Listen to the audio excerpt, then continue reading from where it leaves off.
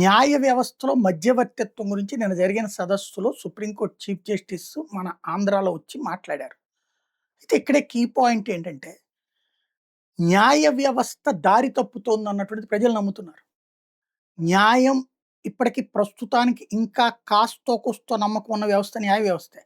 శాసన నిర్మాణ వ్యవస్థ మీద నమ్మకం కోల్పోయారు.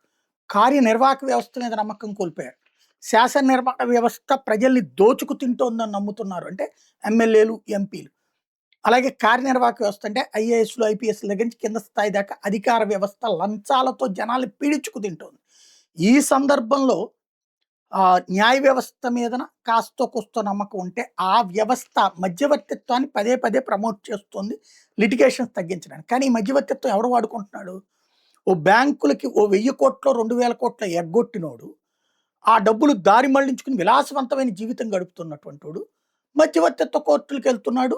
ఈ బ్యాంకులు కూడా తెలివిగా ఆ వంకన అడ్డం పెట్టుకుని వాడిచ్చే ఆ 100 కోట్లు 200 కోట్లతోనూ ఎంజాయ్ చేసేస్తున్నాయి. జనం సొమ్ముని దోచుకు తింటున్నటువంటి వాళ్ళకి మధ్యవర్తిత్వ కోర్టు పేరుతో రక్షణ కల్పిస్తున్నారు. ఇది న్యాయ వ్యవస్థ ఆలోచించుకోవాలి. ప్రజల సొమ్ము దోపిడీదారులకు మధ్యవర్తిత్వ వ్యవస్థ. అదే మధ్యవర్తిత్వం అనేటువంటిది క్రిమినల్ కేసుల్లో, ఫర్ ఎగ్జాంపుల్ ఇప్పుడు పరకామణి కేసులో మధ్యవర్తిత్వమేగా జరిగింది, లోక్ అదాలత్ లాగా జరిగినటువంటి దాంట్లో. కానీ దాని తప్పని ఇప్పుడు అదే న్యాయ వ్యవస్థ చెప్తోంది కదా. మరి ఇక్కడ ఉన్నటువంటిది ఇప్పుడు భార్యాభర్తల తగాదాలు ఇట్లాంటి వాటిలో మధ్యవర్తిత్వం అనేది కరెక్ట్. కానీ ఆర్థిక వ్యవహారాల మధ్యవర్తిత్వం ఎంతవరకు రైట్? ఇది న్యాయ వ్యవస్థ ఆలోచించాలి, సమీక్షించుకోవాల్సి ఉంది.